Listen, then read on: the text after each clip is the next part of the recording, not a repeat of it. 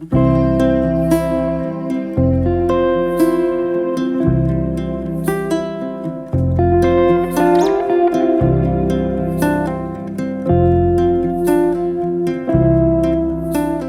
emerging adult, typically we consider that to be a person who's moving from high school into college and out of college. So it's a kind of a period of time, about 4 or 5 years, where a person is considered an emerging adult.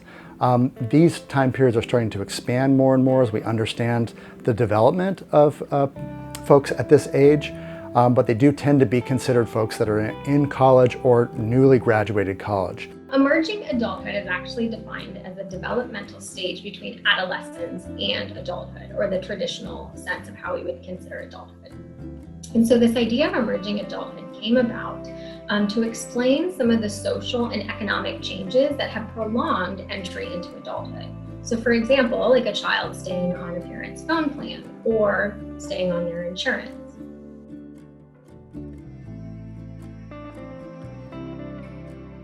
There's a distinction in terms of how the brain is developing from early adolescence through mid-adolescence and into emerging adulthood. And some of the main distinctions are in early and mid-adolescence and even into emerging adulthood, we see an increase in novelty seeking, an increase in risk taking. But one of the main distinctions in terms of development is for folks that are in emerging adulthood and who are in this mid-adolescent phase, when they're placed in high emotion situations or high stress situations, their ability to engage in logical thinking starts to revert back to when they were early adolescents. So we do see a change in the ways in which they engage their kind of frontal cortex in terms of their ability to engage in logical thinking when they're placed in high emotion situations. So what's quite interesting is that for those that don't know, our brain actually continues to develop until the age of 25.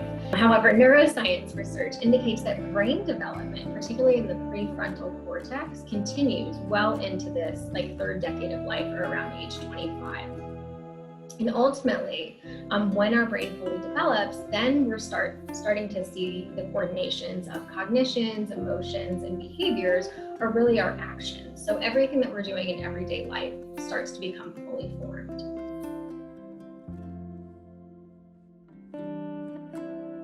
Where a student may be not as fully developed is around these long-term strategy pieces.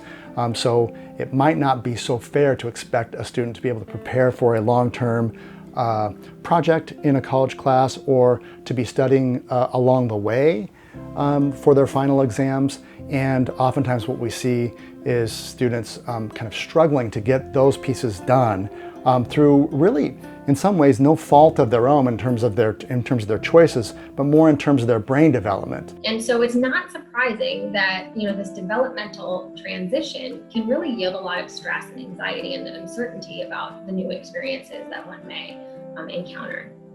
And so it's important to, based on the research, it's important to kind of recognize that this developmental stage and the idea of emerging adulthood is really considered the most unstable across the entire lifespan. And so it's not surprising that this period of instability or uncertainty could really result in a lot of stressors, not only for your future or current sun devil, but for yourself as well. There's a whole bunch of different kinds of stress that students find themselves exposed to. There is the positive stress of coming to college, meeting new people, and being exposed to new ideas and new environments. And we see a lot of different kinds of stress that occur in these new environments. And we see a lot of very different responses to stress. But one of the things we know for distress, the most common experience or the most common response to stress is avoidance. Oftentimes the thing that causes me stress is the thing I'm going to avoid the most, which makes a lot of sense as a short-term strategy to relieve myself of stress, but doesn't help me in the long term whenever I need to think about that project or I need to think about those assignments and get them done ahead of time if they're causing me stress.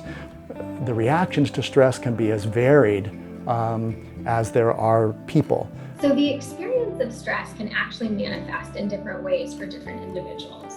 So for example, you may see that your sun devil is sleeping more or sleeping less, or you may get a call that they're frustrated or feeling extremely overwhelmed, or even experiencing physical symptoms such as a headache or stomach ache. And so all of these physiological as well as emotional responses are indicators that there is some stress that is going on.